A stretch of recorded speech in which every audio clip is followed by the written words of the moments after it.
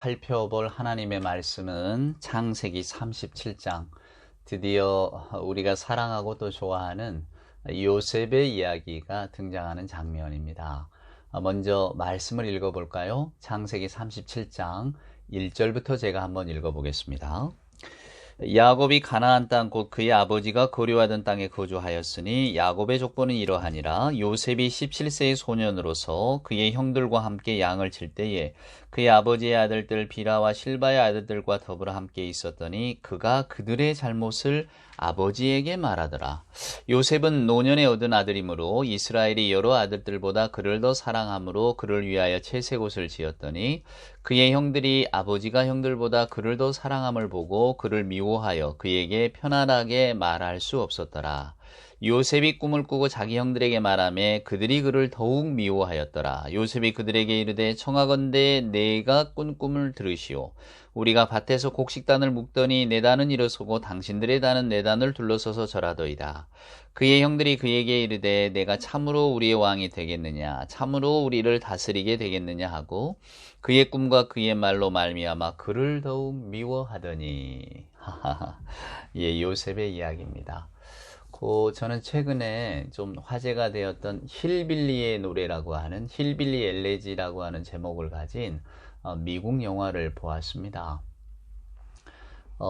실화 이야기예요. 예, JD라고 하는 사람. 힐빌리라고 하는 것이 어떤 의미냐면, 이제 미국의 중남부, 저도 미국은 가보질 않아 잘 모릅니다만은 미국의 중남부, 우리가 학창 시절에 배웠던 그 에팔레치아 산맥 그 근처에 살고 있는, 그러니까 뭐 광부이기도 하고 또 산촌이죠. 거기에 사는 백인들을 멸칭하는 말이랍니다. 그러니까 멸시해서 칭하는 말. 그러니까 힐빌리 출신이야 라고 하면 저거 촌놈이야. 저 어려서 학교 다닐 때 말입니다. 우리 국어 선생님이 물론 그 농이 반이셨죠. 꼭 국어 시간에 오셔서 무슨 이야기를 하시다가 비금도초 하이장산 손들어봐, 뭐 일어나봐 막 이랬단 말이에요. 예, 목포가 다도해고 또 섬이 많으니까 거기에서 어떤 시골 지역에서 오는 아이들 그 별칭하면서 비금도초 하이장사. 지금은 여러분 전부 다 다리가 나와지고 훨씬 더 경제 수준도 높고, 예, 그런 곳이 되었습니다. 네, 그렇게, 예, 이 칭하는, 그러니까 힐빌리라고 하는 거, 그 촌놈이구나. 미국에서도 이렇게 거기에 사는 가난한 백인들을 일컫는다는데, 그래서 그 백인들의 삶이 좀 마약에 취하고 알코올 중독이고, 그래서 주인공도 알코올 중독 어머니 밑에서 자랍니다. 제대로 보호를 받지 못하고 자라요. 근데 할머니가 아주 따끔하게, 할머니하고 더불어 살게 되는데, 할머니가 따끔하게 이 아이를 이렇게 붙잡아 주어서 결국 마약이라든가 혹은 뭐 이렇게 공부 안 하고 노는 것, 또 뭐 알코올 중독 뭐 이런 데 빠지지 않고 열심히 성실하게 공부하게끔 만들어요. 그래서 결국 이 아이가 뭐 오하이오 주립대를 나와서 또 예일 대학 로스쿨도 나오고 나중엔 실리콘밸리에서 크게 성공했다는데, 그래서 자기 자서전을 쓴 겁니다. 근데 제가 이 영화를 보면서 무슨 생각이 들었느냐면, 마침 오늘 뭐 요셉 이야기도 여러분과 나누어야 되는데, 요셉 이야기를 저렇게 생각할 수도 있겠구나 이런 생각이 문득 들었어요. 그래서 제가 예전에 했던 설교 가운데 혹시 이 요셉의 주제를 가지고, 요셉의 이야기를 가지고 설교했던 부분이 있을까 하고 쭉 검색을 하고 찾아봤어요. 제 설교를 말입니다. 깜짝 놀랐어요. 저도 이 힐빌리의 노래와 같은 자수성가 성공의 스토리로 요셉의 이야기를 풀어가고 있더라고요. 그러니까 이 J.D. 벤스라고 하는 이 힐빌리 노래의 주인공은 꿈을 가지고 있었어요. 나는 여기에서 이 동네에서, 가난한 동네에서 그냥 평범한 이웃들과 같이 이런 삶을 살 수 없다. 나는 더 나은 삶을 살아야 된다. 나는 더 멋진 인생을 꿈꿔야 된다. 그러면서 결국은 그 역경을 이겨내고 그가 성공해가는 이야기였거든요. 근데 요셉을 그렇게 본 건 아니었을까? 아니나 다를까 그렇게 보고 있더라고요. 한 10여 년 전에 꿈꾸는 자가 오는도다, 이 요셉의 이야기를 가지고 이런 책들도 출간이 됐어요. 그래서 그 책도 다시 한번 찾아봤어요. 근데 여전히 그 책 역시도 요셉에게는 꿈이 있었다. 그렇기 때문에 그는 성공할 수 있었다. 애굽의 총리가 될 수 있었다. 물론 하나님께서 그 꿈을 지켜주시고 또 그 꿈을 인도해 주셨기 때문에 그가 성공할 수 있었지만 어찌됐건 간에 요셉이 여러 가지 절망적인 순간에도 좌절하지 않을 수 있었던 것은 그가 꿈이 있었기 때문이다. 그래서 결국 우리도 꿈을 가져야 된다.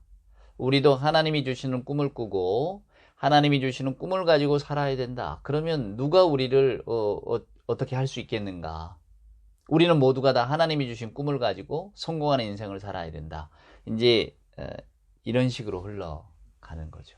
그래서 오늘 이 말씀은 제 스스로에 대한 통렬한 반성이기도 하고 저와 여러분이 빠지기 쉬운 성경을 읽으면서 하나님의 이야기가 아니라 내 이야기로 아마 여러분들도 이 요셉 이야기가 워낙에 드라마틱하잖아요. 총에 받는 아들로 태어났지만 형들이 시기해서 결국은 팔려가고 죽을 뻔했지만 구덩이에 떨어져서 결국 노예로 팔려갔지만 그 노예로 팔려간 자리에서도 성실하게 살아서 주인의 인정을 받잖아요. 근데 또 그 주인의 아내가 또 요셉의 그 뭐랄까요 젊고 총명하고 또 미모에 혹해서 그 유혹하려다가 이제 뜻대로 안 되니까 이제 요셉을 모함해서 결국은 감옥에 들어가게 되고 근데 그 감옥에서 또 극적으로 꿈의 몽을 하면서 또 이렇게 복직이 되어지고 그리고 그걸로 인해서 바로의 궁에 들어가서 넘버 3 그 농수산부 장관 요즘 같으면 뭐랄까요 그냥 그냥 경제부 장관 뭐 이 정도로 돼버리니까 뭐 놀라운 자리죠. 그런 자리에까지 올라가서 결국은 나중에 자기 형제들까지도 다 살리게 되는 기근이 들었을 때 자기 형제들을 다 애굽의 고센이라고 하는 기름진 곳으로 다 불러 올리잖아요. 그러면서 야곱의 가문을 지킨 이 요셉의 이야기. 기가 막힌 여러분 성공 스토리입니다. 이런 사람이 어디 있습니까? 나락으로 떨어졌다가 또 다시 올라오고 말입니다. 이 부침이 극명하잖아요. 구덩이에 빠졌다가 노예로 갔다가 또 감옥에 빠졌다가 감옥에 들어갔다가 다시 또 총리에까지 올라가는 아마 영화의 소재로 삼기에도 좋은 이야기입니다. 근데 여러분 제가 누누이 말씀드린 것처럼 성경은 위인전이 아닙니다. 즉 우리들의 이야기가 아니에요. 사람의 이야기가 아니라 그 말입니다. 성경은 하나님의 이야기고요. 하나님의 뜻이 우리 인간들에게 보여지는 어떤 그 하나의 도구입니다. 그래서 달고 오묘한 그 말씀이 우리 이야기가 아니기 때문에 하나님의 말씀이기 때문에 이것은 계시의 책이고 하나님의 말씀이 들어있기 때문에 우리는 이것을 생명의 책이라고 여깁니다. 그래서 우리가 다 알지 못해도 이 성경의 거룩함을 우리는 다 믿고 있습니다. 정확무한 하나님의 말씀으로 우리가 여기고 있죠, 여러분. 그것이 성경의 가치이고 저와 여러분이 성경을 사랑하는 이유입니다. 하나님의 말씀이기 때문에. 근데 우리가 말로 성경을 하나님의 말씀이라고 해놓고는 꼭 우리들의 이야기로 읽으려고 하는 우를 범하기가 쉽습니다. 그래서 저도 모르게 이 말씀을 과연 나는 어떻게 읽었을까? 아주 끔찍하게도 저 역시도 사람의 이야기로, 사람의 성공 스토리로, 그래서 결국 좌절과 낭망, 우리에게도 어떤 구덩이에 떨어지는 경우가 있지 않겠습니까? 형들이 요셉을 팔아버리려고 맨 처음에는 죽이려고 구덩이에 넣었다가 결국 팔게 되는 그 구덩이라는 게 있단 말입니다. 우리가 인생을 살다 보면 시련을 만나고 어려움을 겪게 되고 그리고 그 어려움 속에서 또 잘 일어나고 그러면서 그것이 미담이 되고 또 우리 교회식으로 이야기하면 간증의 스토리가 되고 뭐 그런 것 아니겠습니까? 근데 여러분 요셉의 이야기는 그런 식으로 읽으라고 창세기가 기록되는 게 아닙니다. 자, 여러분 한번 생각해 보십시오. 만약에 여러분이 길을 가는데 어떤 커다란 개 한 마리가 길 가운데 딱 앉아 있습니다. 자, 여러분은 어떤 느낌과 감정을 가지십니까? 두렵다. 개는 개일 뿐. 아마 둘 중에 하나겠죠. 저는 어려서부터도 개를 예뻐했습니다. 저희 아버님이 쓰신 이 육아일기를 보면 저에 대한 이야기가 한 꼭지가 나오는데 거기 보면 저는 아주 어려서 돌 되기도 전에 강아지를 보고 손을 내밀었다니 이 아이는 아마 동물을 개를 특별히 좋아하는 아이다 이렇게 아버지가 쓰신 그 기록이 있어요. 저는 그래서 개에게 물려본 적도 없고 개를 무서워하지도 않습니다. 그러나 큰 개가 만약에 그 앞에 딱 앉아 있다면 제가 가는 길 앞에 앉아 있다면 저 역시도 두려움을 갖게 될 것 같습니다. 왜? 개의 생각을 모르잖아요. 저놈이 내게 달려들지 나를 무시할지 모르지 않습니까? 즉 예측 불가능하잖아요. 저 개가 지금 어떻게 할지. 그러면 먼저 저는 두려움을 갖게 되고 야 이거 어떻게 해야 되나 할 것입니다. 여러분 그 구덩이에 앉아있는 개가 누굴까 한번 상상해 보십시오. 누굴까? 우리 자신일 겁니다. 우리는 우리 자신을 무서워합니다. 왜? 예측이 불가능하니까. 엉뚱한 소리라고요? 아니 내가 내 자신을 모른다고요? 예, 우리 사람은 자기 자신을 가장 모릅니다. 그래서 우리는 때로는 타인보다도 더 근사하게 스스로를 여기기도 하고 또 타인보다도 훨씬 더 밑바닥에 있는 인간으로 알고 지내기도 합니다. 그 연유는 다 우리가 우리 스스로를 몰라서예요. 그래서 여러분 세상에서 제일 무서운 사람이 누구냐? 바로 자기 자신입니다. 자기의 욕망이 어디로 갈지 자기의 어떤 행동이 어떤 식으로 펼쳐질지 실은 우리가 알고 있을 것 같지만 아니 나는 내 행동을 다 알고 있습니다. 나는 내 행동을 내가 다 결정해 왔어요. 이렇게 이야기하시는 분들도 계시겠죠. 하지만 여러분 인간의 본질은 알 수 없음이에요. 우리는 우리의 욕망 따라서 욕심 따라서 심지어는 하나님으로부터 벗어나서까지 우리의 자유와 욕심을 갈구하고 그것을 추구했던 인간의 후예들 아닙니까? 그래서 우리는 그 알 수 없는 가운데 있습니다. 여러분 그런데 또 알 수 없는 게 있어요. 그게 누구냐? 하나님이십니다. 우리는 하나님을 알지 못합니다. 하나님께서 어떤 식으로 행동하시고 하나님께서 어떤 계획을 가지고 계실지 우리는 알 수 없어요. 단지 성경을 통해서만 하나님이 어떤 분이라고 하는 것을 우리는 압니다. 그러니까 예측 불가능한 나 자신과 예측 불가능한 하나님을 믿고 사는 우리들의 현실. 그게 여러분 가장 믿음 좋은 사람이 누군 줄 아세요? 무신론자예요. 우리는 가장 믿음 좋은 사람은 하나님을 잘 믿는 사람, 뭔가 신앙이 투철한 사람 이럴 것 같지만 그렇지 않아요, 여러분.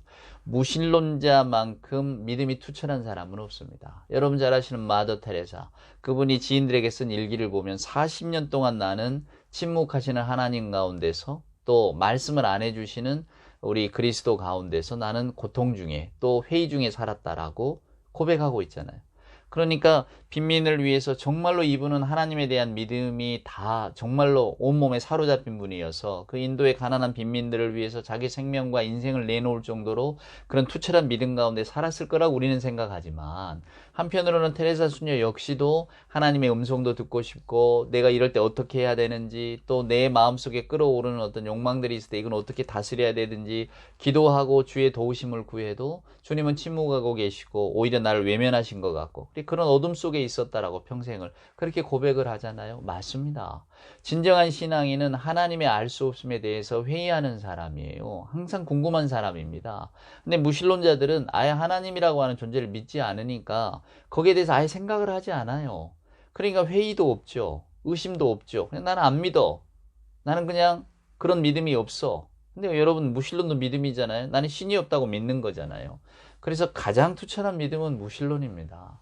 오히려 저와 여러분이 나는 하나님을 믿는다고는 믿는데 도대체 이 하나님을 내가 어떻게 인식하고 받아들여야 될까? 여러분 오늘 요셉 이야기는 감추어진 하나님이에요. 하나님이 등장하시기는 하시지만은 요셉의 이야기 가운데 하나님이 무슨 기적적인 사건으로 이렇게 개입하시는 게 아니다 그 말입니다. 오로지 우리는 이제 창세기를 쭉 읽어보시면 알겠지만요. 단 어느 구석에도 요셉의 인생 가운데 하나님이 등장하셔서 요셉에게 이렇게 해라 저렇게 해라 일러주신 게 없어요, 여러분. 오직 요셉의 고백, 독백만을 통해서만 하나님은 드러나십니다. 그 장면이 어떤 겁니까? 나중에 보겠습니다만은 창세기 45장을 보면 이래요. 이제 형들이 요셉을 두려워합니다. 왜냐? 자기들이 요셉을 팔았잖아요. 죽이려고 했잖아요. 다 알고 이제 다 알았단 말이에요. 근데 지금은 말 한마디면 자기 생명들을 다 그냥 죽여버릴 수도 있는 그런 높은 자리에 올라가 있는 요셉을 보니까 얼마나 두렵겠습니까? 다 자기 마음 비려 남을 본다고 내가 그때 미워했고 내가 죽이려고 했는데 저 동생 요셉이 이렇게 살아날 줄을 누가 알았겠어? 근데 이제라도 독한 마음으로 우리에게 복수하면 어떡하지? 그런 두려움이 있잖아요. 그때 그 창세기 45장에 요셉이 형들에게 이렇게 이야기합니다. 형님들 두려워하지 마세요. 나는 당신들의 동생 요셉입니다. 당신들이 예굽에 판 자가 바로 나예요. 그런데 당신들이 나를 여기에 팔았다고 근심하지 마세요. 한탄하지 마세요. 왜? 하나님이 나를 이곳에 보내신 것은 우리들의 생명을 다 지켜주시려고 한 겁니다. 하나님이 큰 구원으로 당신들의 생명을 보존하고 당신들의 후손을 세상에 두시려고 나를 당신들보다 먼저 보내셨으니, 나를 애굽으로 보낸 사람은 당신 형님들이 아니고 하나님이세요.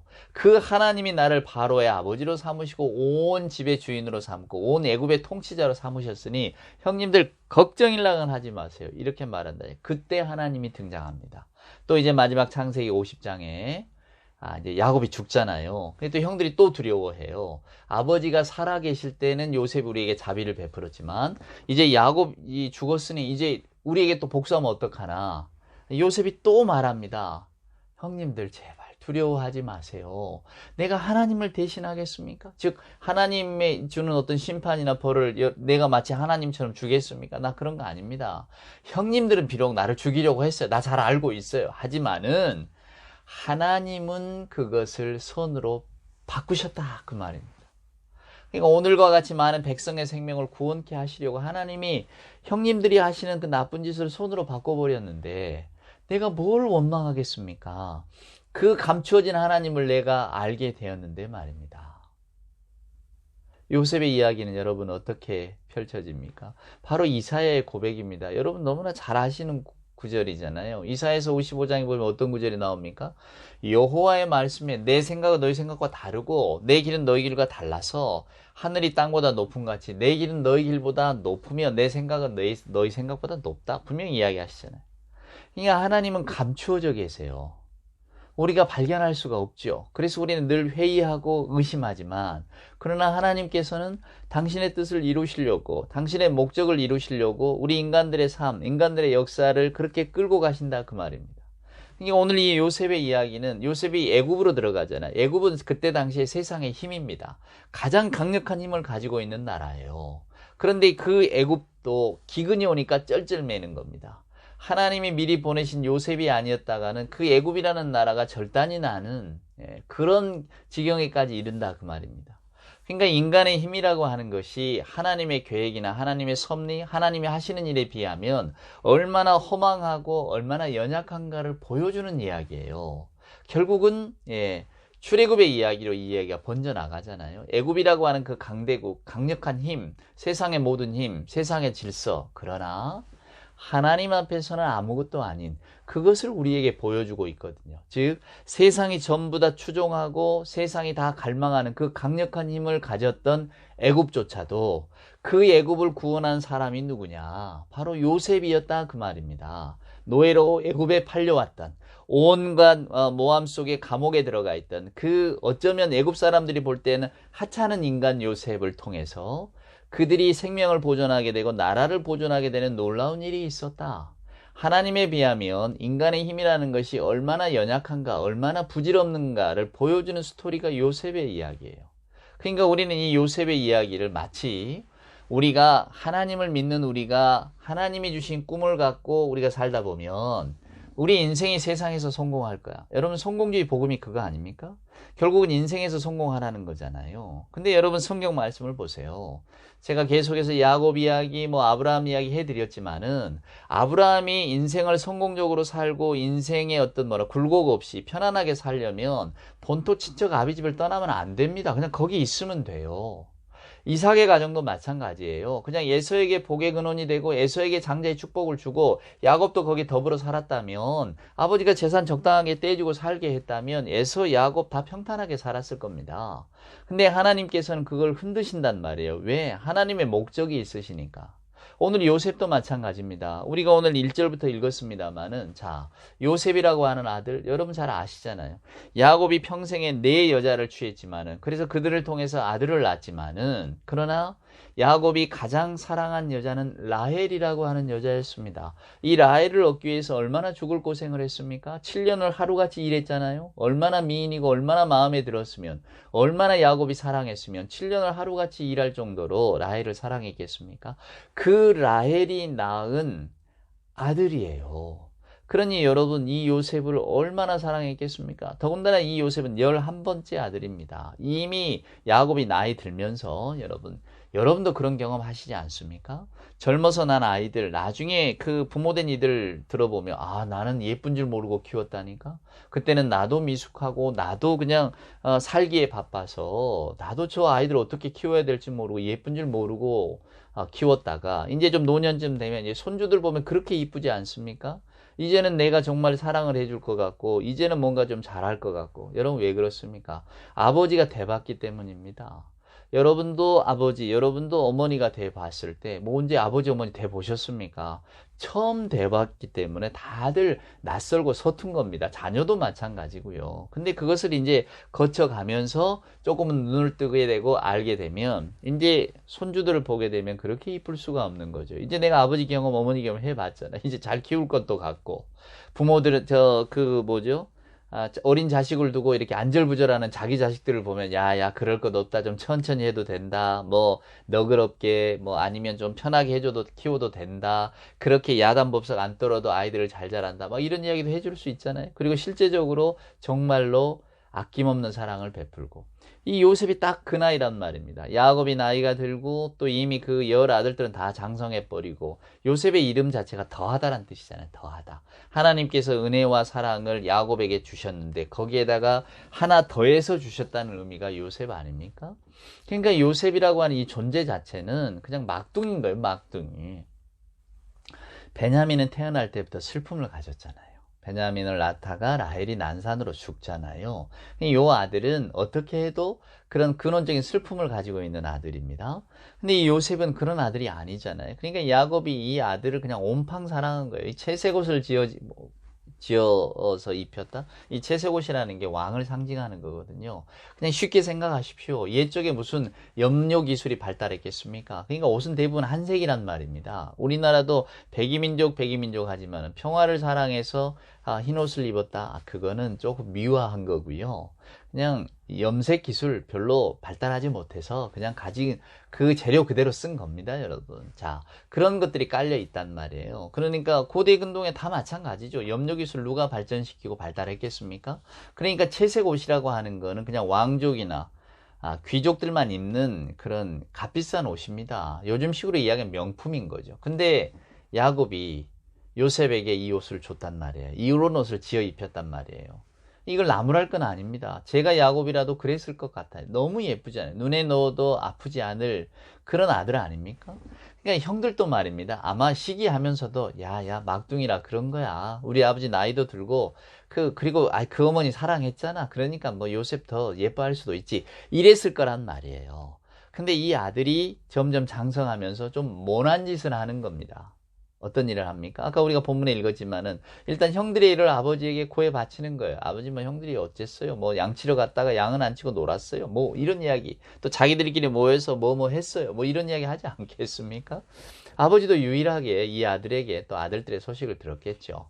때로는 나무라기도 하고 꾸짖기도 하고 또 그렇게 지내지 않았겠습니까? 그러니까 형들 입장에서 보면 요 동생이 뭐 그렇게 뭐 썩 예쁜 동생은 아니었겠죠. 나이 차이도 났겠지만 또 나름 또 자기 어머니들은 아버지로부터 그렇게 큰 사랑을 못 받았잖아요. 여러분 자식들이 왜 그걸 눈치를 못 챕니까? 어려서라면 모를까 점점 자라다 보면 그런 거 다 눈에 들어오죠. 그러니까 우리가 생각하는 야곱의 가정, 문제 가정입니다. 이게 엮이는 가정이에요. 순기능이 아니란 말입니다. 이 심리학 용어입니다만. 그러니까 가족 간에 이런 갈등 관계가 내재되어 있단 말입니다. 가족이면 서로 이해하고 양보하고 사랑하고 좋은 영향을 미치고 해야 되는데 별로 그렇지를 못해요. 그런데 거기에서 아버지 야곱이 그럼 제 역할을 하느냐? 오늘 이 막둥이에 빠져가지고 막둥이만 사랑하잖아요. 그러니까 오히려 또 이 불화와 갈등을 불러일으킵니다. 만약에 하나님께서 저와 여러분이 어떤 상상하는 대로 어떤 가정을 아름답게 만드시고 즉 우리가 성공주의 복음이듯이 인생이 성공하고 행복하면 그보다 좋은 일이 뭐 있겠습니까? 우리가 하나님도 잘 믿고 또 인생도 성공하면 좋은 일이죠. 맞습니다. 좋은 일입니다. 그러나 하나님을 믿는다고 하는 것은 조금은 결이 달라요. 말씀드렸잖아요. 우리가 하나님의 일은 예측할 수도 짐작할 수도 없다고. 우리는 물론 우리 자신도 예측하지 못합니다. 그래서 우리가 불안한 거예요. 내가 어떻게 할지 모르니까. 그러나 결국은 그것은 내 문제잖아요. 하지만 우리는 하나님을 잘 알 것 같고 하나님은 정말로 변함없는 분, 신실하신 분, 하나님은 내가 전적으로 믿고 의지할 분 같은데 성경을 보면 하나님도 별로 모르겠단 말이에요. 하나님이 어떤 계획을 갖고 계시는지. 왜 하나님이 멀쩡하게 에서를 축복하시면 되지 야곱을 축복하셔가지고 또 이 형제를 흔드냐 그 말이에요. 오늘 야곱도 마찬가지입니다. 야곱을 하나님께 감동과 아마 받았다면 야곱이 크게 뉘우치고 이 아들들에게라도 말입니다. 노년에 그 가없는 사랑을 다 베풀어주면 얼마나 좋았겠습니까? 근데 야곱은 내가 사랑했던 여인의 아들 저 요셉 내가 사랑해야지. 눈에 띄게 사랑했단 말이에요. 채색 옷을 지어 입히고 누가 봐도 두드러진 거잖아요. 아들들이 볼 때에는 어떻게 하겠습니까? 그러니까 오늘 여러분 이 이야기 속에는요, 이 야곱의 가정 속에는 여러분, 사랑받는 자가 있어요. 누굽니까? 요셉. 사랑하는 자가 있죠. 누굽니까? 아버지 야곱. 그리고 또 누굽니까? 사랑받지 못한 열아들이 있는 거예요. 이게 무시무시한 가정인 겁니다. 여러분 삼각관계 갈등이 다 여기서 생겨나는 것 아니겠어요? 기가 막힌 일입니다. 아마 여러분도 여러분의 가정 형편을 한번 생각해 보십시오. 어려서 자랄 때야 다 똑같지는 않았겠지만 아마 여러분도 그런 경험이 있는 분 있을 겁니다. 우리 아버지 어머니는 큰아들만 사랑했어. 큰언니만 사랑했어. 누구만 사랑했어. 나는 항상 그냥 사랑받지 못한 자였어. 나는 내 집안에서 존재감도 없었어. 그런 거 아닙니까? 그러면 그 가정의 어떤 그 마음속에 더군다나 사랑받지 못한 자의 마음속에 맺혀있는 포화는 어떻게 푸냐고요. 나중에 이제 장성해서 결혼도 하고 자식도 낳고 그러다 보면 이제 부모님 사랑도 알고 어머니 아버지 붙들고 내가 옛날엔 서운했었어요 이렇게 한탄하면서도 또 풀기도 하는 것이 또 우리들의 삶의 모습 아닙니까? 근데 하여간 이 관계를 보세요. 사랑하는 자, 사랑받는 자, 사랑받지 못한 자. 그러니 여러분 이 가정이 온전하게 돌아갔겠습니까? 근데 거기에서 이 사랑받는 자가 미운 짓을 한 거예요. 사랑받지 못한 자들을 그냥 가만히 있어도 혹은 아버지가 나를 너무 사랑하시니까 나는 좋은데 어째 우리 형님들한테는 너무 소홀하게 대하시는 것 같아서 저도 마음이 아파요. 이랬으면 얼마나 좋겠습니까? 근데 이 요셉은 그런 마음까지는 배우지를 못했나 봐요. 그래서 어찌됐건 간에 형들의 일을 고자질하고 또 오늘 보세요. 꿈꾸는 자가 오는 듯다. 꿈을 꿨단 말이에요. 그냥 볕단같이 내가 묶은 벽단, 형님들이 묶은 벽단 나한테 절을 합디다. 여러분 누가 기분이 좋겠습니까? 그런 이야기를 들으면. 그러니까 이제 형들이 그걸 불편하게 생각한단 말이에요. 성경은 형들이 시기했다고 하지만은 오늘날 저와 여러분이 우리는 다 요셉이라고 생각하니까 여러분 절대로 성경은 주인공 시선으로 읽으시면 안 돼요. 우리가 다 다윗이라고 생각하면요. 우리 주변이 다 적들입니다. 우리는 때로는 사울이고요. 우리는 때로는 어찌할 바 모르는 이 열 형제들 중에 하나라니까요. 우리가 그런 사랑을 받지 못했다면 그게 시기입니까? 이 못된 동생이잖아요. 이런 꿈을 설령 꿨다고 해도 형님들 앞에 그런 이야기를 하면 형님들 화나게 하는 것밖에 되지 않겠습니까? 아무리 어려도 그렇지 이런 이야기는 마음에 담아야지. 혹은 아버지하고 둘이 속닥거려야지. 형들한테 와서 내가 꿈을 꿨는데 말이야. 형님들 볕중에 나한테 절합디다. 앞으로 나한테 절하게 될 거예요. 결국 이 말 아닙니까? 누가 기분이 좋겠습니까? 형들의 반응은 그냥 마땅한 반응입니다. 사람의 마음으로는. 형들이 무슨 성인 군자도 아니고 말입니다. 우리가 볼 때 자기 성정도 다스리지 못하는 형제들도 있잖아요. 별로 이렇게 아름답지 못한 모습들을 보여주는 이 요셉의 형제들입니다. 그러니 당연히 시기하고 이 요셉을 어떻게 혼내줄까 생각하고 있지 않겠습니까? 우리가 읽지 않았습니다만 11절에 보면 형들은 요셉의 꿈 이야기를 듣고 그냥 계속 쌓여온 게 있었겠죠. 요셉을 시기하고 미워했지만 야곱은 그 말을 마음에 두었다. 무엇 때문일까? 그것이 바로 야곱이 신앙인이었다고 하는 증거입니다. 야곱은 분명히 하나님의 약속이 우리 가문에 있다. 하나님이 내게 주신 저 아들들에게 하나님의 약속은 흘러갈 것이다. 자기를 알잖아요. 내가 어떤 인간이었는가? 내가 과연 하나님의 사랑을 받고 하나님께서 나를 통해서 세상의 복의 근원이 되라고 내 할아버지를 통해서 주셨던 아버지 할아버지를 통해서 주셨던 그 복이 내게로 이어질 거라고 나는 그럴 만한 인간이었다고 스스로 자평할 수 있겠습니까? 아닐 겁니다. 노년이 되면 자기가 또 잘 보이잖아요. 내가 젊어서 어땠고 욕망의 사람이었고 자기 욕심의 사람이었고 나는 그런 사람이었을 뿐인데 하나님이 왜 나를 택하셔서 나에게 약속을 주셨을까? 자, 약속을 받은 자잖아요. 그럼 이제 자기 자식들의 누군가에게도 하나님의 약속이 주어질 거라는 걸 알고 있습니다. 야곱은 물론 마음속에 요셉에게 주어졌으면 했겠죠. 근데 아니나 다를까 요셉의 꿈 이야기를 듣고는 하나님의 약속이 이 아이에게 가는구나. 왜 생각하지 여러분 않았겠습니까? 그러니까 야곱은 요셉에게 주어진 하나님의 약속을 철석같이 믿었던 거죠. 이게 야곱이 신앙인이었다라고 하는 증거입니다.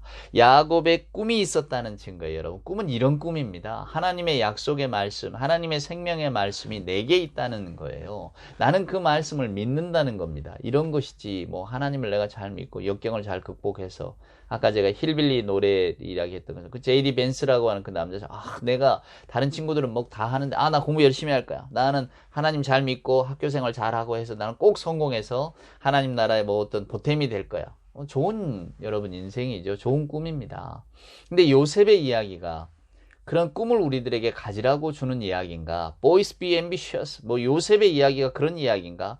결코 아니라는 이야기입니다. 요셉의 이야기는 하나님이 감추어져 계세요. 뭐에? 요셉과 또 야곱의 형제들의 그 인간의 흐름 속에. 한번 보십시오. 자, 다음 시간에 더 자세히 이제 상세하게 설명을 해드리겠습니다만은, 요셉이 어찌됐건 형들을 찾으러 갔다가 도단에서 길을 잃어버리면서 형을 못 만난 거죠. 형들이 어디 갔을까? 누군가 말합니다. 네 형들이 저쪽에 있다. 갔단 말이에요. 요셉은 형들에게 뭔가를 갖다 주러 간 겁니다. 아버지 안부도 전하고 또 아버지가 잘 있나 보고 오라고 했으니까 또 뭐 도시락도 들고 뭐 들고 갔겠죠, 여러분. 맨손으로 갔을 리는 없지 않습니까? 좋은 마음으로 형님들을 찾아갔는데 그가 찾아간 자리가 어디입니까? 그의 죽음의 자리였어요. 우리는 우리들의 인생을 보거나 혹은 다른 사람들의 인생을 보면 여러분 그런 인생 많이 경험하지 않습니까? 이게 내가 복인 줄 알았더니 화가 되고 또 화인 줄 알았더니 복이 되었노라. 어떻습니까? 형님들이 잡아서 구덩이에 쳐넣었잖아요. 죽이려고 했습니다. 루벤이 말려야 그러지 말자. 팔아버리자. 근데 여러분 뭐 안 죽이고 팔았으니 그나마 그래도 좀 나은 것 아닙니까? 천만에요. 옛적의 노예라고 하는 것은, 노예로 팔려갔다는 것은 이제 다시 돌아올 수 없다는 이야기입니다. 죽은 목숨이에요. 그냥 내 손에만 피를 안 묻혔을 뿐이지 그냥 죽인 거나 마찬가지입니다. 형제들 안에서 이런 일이 어찌? 여러분 고대 세계에 이런 일은 흔합니다. 제가 말씀드렸잖아요. 에서가 만약에 야곱이 도망치지 않았다면 정말로 에서는 야곱을 죽였을지도 모릅니다. 어떻게 형제 간에. 고대 세계는 여러분 그런 세계입니다. 지금 우리가 바라보고 있는 어떤 뭐 인권, 인격 이런 건 좀 다른 시절이에요. 확연히 다릅니다. 우리 시선으로 보시면 안 됩니다. 그러니까 형들이 그렇게 반응하는 것, 팔아버린 것, 뭐 그냥 이건 죽은 목숨이야. 이렇게 치부했다는 것입니다. 형님들에게 자비가 있고 뭐가 있어, 그게 아니에요. 그러나 우리는 요셉의 고백을 통해서 그것이 감추어진 하나님의 놀라우신 섭리였다는 것을 알게 되는 겁니다. 요셉이 알고 우리들에게 들려주는 거예요. 요셉이 구덩이에 떨어졌을 때 아니야, 나는 하나님이 날 지켜주시니까 나는 괜찮아, 나는 살 수 있어, 이랬을까? 천만의 말씀입니다. 그도 절망 가운데 빠졌을 것이고 나는 어떡하나 했을 겁니다. 그럼에도 불구하고 꿈을 통해 보여주셨던, 자기가 그 꿈을 꿨잖아요. 근데 여러분 그 꿈도 요셉이 말입니다. 아니야, 하나님이 내게 이건 주신 꿈이고 하나님이 나를 살리시고 우리 식구들을 살리시려고 내게 주신 꿈이야. 17에 알았겠습니까? 천만에 그는 알지 못했을 겁니다. 그의 인생이 막 흘러갔어요. 마치 급류에 휩쓸린 것처럼. 죽을 뻔했다가 미디안 상인들에게 팔렸다가 보디발의 집으로 갔다가 또 거기서 누명을 쓰고, 물론 우리는 그 과정에서 요셉이 자기 욕심에 빠지지 않고 유혹에도 빠지지 않고 또 성실하게 자기를 잘 감당했던 사람이었던 것을 우리는 너무나 잘 압니다. 그것은 그 사람이 가지고 있는 자기의 근기예요. 근기. 퍼스널리티다 그 말입니다. 자기 개인의 성격이에요. 자기가 형성된 거죠. 내가 뭐 하나님이 나를 여기에 보내셨으니까 나는 그 꿈을 가지고 살아야 돼. 하나님이 우리 가정을 다 살리시려고 했으니까 내가 여기서 감옥에서 잘 이겨내야 돼. 나는 꼭 살아서 내 가문을 살려야 돼. 하나님이 내게 꿈을 주셨으니까. 이랬을까요? 아니었을 겁니다. 그는 그의 인생을 살았을 뿐입니다. 그저 극적으로 벌어지는 일들, 꿈의 해몽이 막 일어났던 일들, 우리가 볼 때에는 마치 그냥 굽이치는 인간의 역사 같은, 저와 여러분의 삶에 무수히 일어나는 그런 일들이 반복되었을 겁니다. 그러나 그 속에서 그는 감추어진 하나님을 만난 겁니다. 하나님께서 나의 생명을 지키시고 우리 가정을, 우리 가문을, 하나님의 약속을 지키시려고 나를 이렇게 만들어 가셨구나. 얼마나 여러분 놀라겠습니까? 결국 이 이야기는 인간이 가진 힘의 신비를 넘어서는 이야기예요. 애굽은 기근 앞에서 무력합니다. 아무리 강력한 힘을 가졌어도. 그러나 요셉에 의해서 소생됩니다. 상식, 현실 정치, 한 인간에 의해서 보잘것없는 요셉이라고 하는 그들이 애굽 사람들이 볼 때에는 아무것도 아닌 자에게 무너지는 거예요. 역할이 뒤집혀진 겁니다, 여러분. 애굽의 힘이 무력한 거예요. 오늘 이 창세기를 읽어보면 세상을 다 다스린다고 호령하지만은 그렇지가 않아요. 세상의 힘은 우리가 바라는 대로 흘러가지 않아요. 힘 있는 자가 다 승리한다 천만에. 하나님이 인간의 힘이 가진 능력을 깨트리져 버리기 때문입니다. 그래서 요셉의 이야기는 인간의 힘에 대한 생각을 바꿔놓는 거예요. 여러분 기억하십시오. 요셉 이야기의 주인공은 하나님이세요. 형들의 관점에서 본다면 요셉의 꿈이 없다면 자기들이 요셉을 죽이려고도 하지도 않고 팔려고도 하지 않죠. 서운하고 속상하긴 했겠죠. 왜? 사랑받지 못한 자들이니까. 그렇지만 그들은 뭐 막둥이 사랑하는 거 어떡하겠냐. 우리 어머니를 더 사랑해 주었으면 좋았으려만 아버지가 그래도 저 요셉의 어머니를 더 사랑한다는데 우리가 어쩔 것이냐. 아마 다 이랬을 겁니다. 근데 그가 이 형들의 자존심을 건든 겁니다. 네, 그러니까 형제간의 우애가 있을 수도 없고 그냥 각각의 폭력적인 길을 간 겁니다. 아버지의 말도 듣지 않은 아들들이었잖아요. 그러나 꿈은 갈등을 폭발시키지만 결국은 그 꿈으로 인해서 촉발된 일들이 그 가정의 모든 것을 살려요. 그러니까 갈등을 다 극복시켜 버리잖아요. 이게 하나님이 하시는 일이다 그 말입니다. 놀랍죠, 여러분. 그래서 저는 이 요셉의 이야기를 보면서 우리가 무슨 위인전, 성공 이야기, 우리도 요셉처럼 꿈을 가집시다. 이런 게 아니란 말입니다. 아하, 하나님의 힘이라고 하는 것이 이렇게 흘러가고 있구나. 노바디잖아. 11번째 아들이면 고대 세계에는 없는 아들이에요. 노바디였던 이런 요셉 같은 사람을 통해서 애굽보다 더 강력하다는 것을 하나님이 보여주시잖아요, 여러분. 하나님의 힘에 관한 이야기입니다. 오늘 저와 여러분이 세상을 살아갑니다. 세상을 살아갈 때에 우리 눈에도 세상의 질서가 보여요. 어떻게 하는 것이 잘 사는 길이고 어떻게 해야 돈을 잘 버는 일이고 어떻게 해야 성공하고 좀 편안하게 살아가는 삶이라는 것이 왜 안 보이겠습니까? 거대한 물줄기 같아서 세상에 힘은 다 그리 흘러가는 것 같아요. 그래서 우리도 거기에 편승하고자 하는 소망을 갖게 되는 거죠. 예수를 믿으면서도 우리도 세상의 힘을 좀 가질 수 없을까? 예수도 믿지만은 나는 세상에도 잘 적응하는 사람, 세상의 흐름에 잘 편승하는 사람이 되고 싶은 걸, 그렇게 해서 인생도 행복하고 하나님도 잘 믿는 사람이 되고 싶은 걸, 이게 우리들의 생각이잖아요. 그리고 그것이 아름다운 그림일 것 같아요, 여러분. 그러나 하나님께서 이루시는 하나님의 뜻은, 또한 하나님께서 우리 인생을 만들어 가시는 것은 전혀 다른 인생일 수 있다는 이야기입니다. 세상의 힘과는, 하나님은 세상의 힘을 막고 세상의 힘을 깨트리시잖아요. 우리가 볼 때 이 삶이 또 이것이 좋은 것 같지만은 종국에 가서는 그게 아니라는 것을, 즉 하나님의 힘을 깨닫는 순간, 하나님의 역사를 깨닫는 순간 우리 마음속에 찾아드는 그 놀라움과 우리 하나님이 정말로 이런 분이셨지. 정말 예측 불가능한 분이시지만 이런 계획을 갖고 계신 분이지. 이런 것들을 깨닫는 순간 우리는 우리의 모든 인생들이 마치 요셉이 바라보는 것처럼 달리 보일 것입니다. 이게 바로 예수 그리스도 부활의 소망이 주는 기쁨이에요. 부활이라는 것이 여러분 세상의 질서를 깨트리는 거잖아요. 사순절을 살아갑니다. 금방 부활절을 맞습니다. 우리가 요셉의 이야기를 통해서 그 강력한 하나님의 힘, 세상의 모든 무신론자들은 신이 뭐가 있어? 우리 죽으면 그걸로 끝이지. 이렇게 이야기하고 당당하게 말합니다. 호리의 의심도 없어요. 마치 그것이 세상의 진리처럼 많은 사람들이 그 물줄기를 따라가는 것 같지만 우리는 천만에 부활하신 예수님을 믿는 사람들이잖아요. 세상의 증거를 들이밀 수도 없고 이것을 세상의 역사를 우리가 이걸로 바꿀 수는 없지만 그러나 하나님께서 바꾸어 가시잖아요. 우리는 그 믿음을 가지고 있는 사람입니다.